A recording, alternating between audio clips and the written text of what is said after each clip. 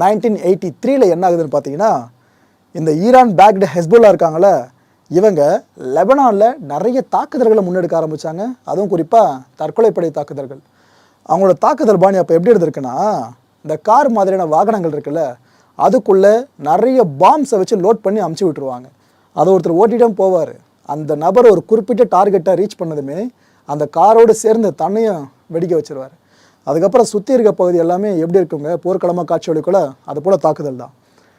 இந்த இஸ்ரேலிய மிலிட்ரி இருக்குல்ல லெபனானில், அதோட ஹெட் குவார்ட்டர்ஸு, அந்த இடத்துல ஒரு கார் தற்கொலைப்படை தாக்குதலை 1983 இந்த ஹெஸ்புல்லா கண்டக்ட் பண்ணுது.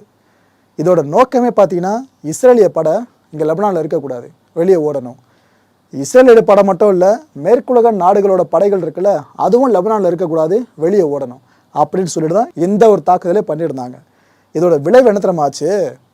அவங்க எதிர்பார்த்தது கிடச்சிது.